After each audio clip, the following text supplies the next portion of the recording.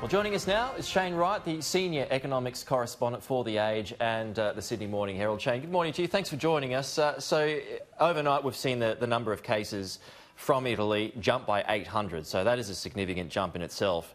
At what point do you think we get to where we stop taking travellers from Italy?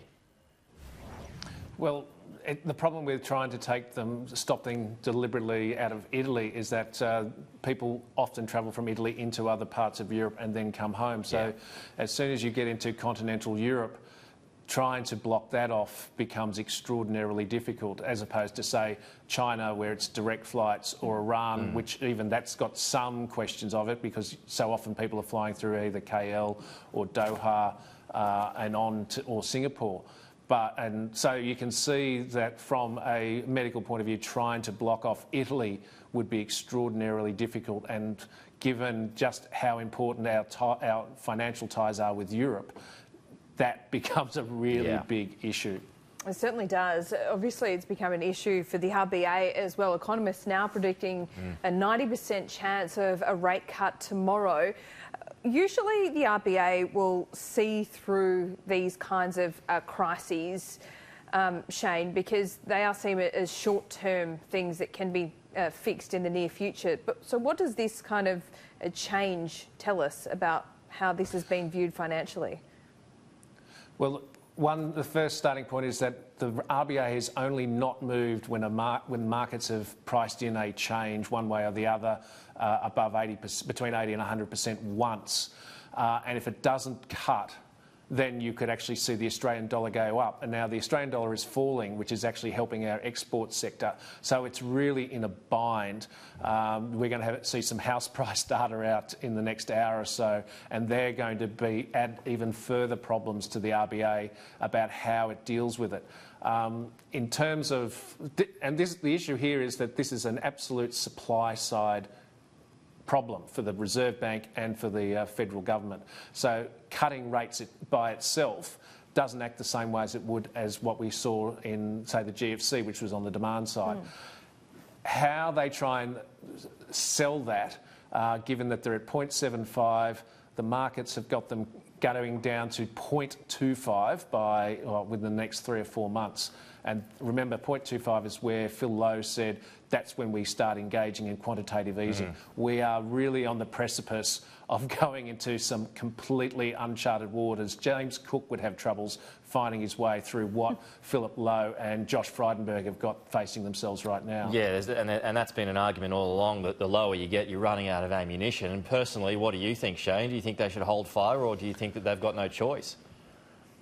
I don't know if they've got a choice. And like you saw Jerome Powell, the head of the Fed Reserve in the States on Friday night, issue a really unprecedented statement saying we will do what we need to do.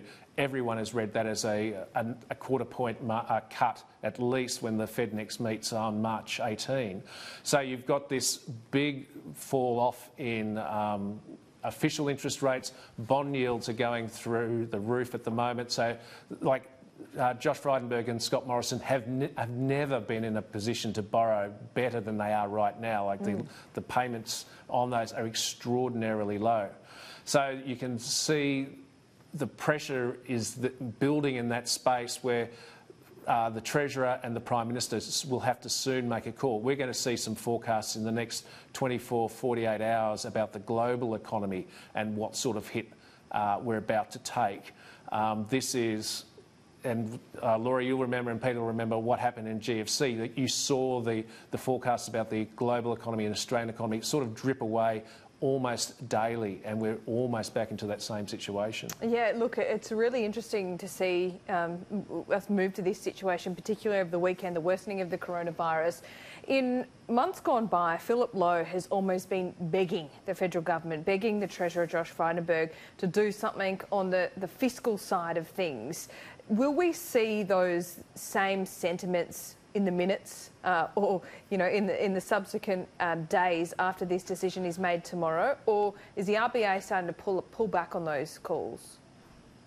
Well, they've maintained that argument that expenditure into say, infrastructure will be necessary. So it wouldn't be such a surprise if Lowe kept those same sort of words in the statement that comes out.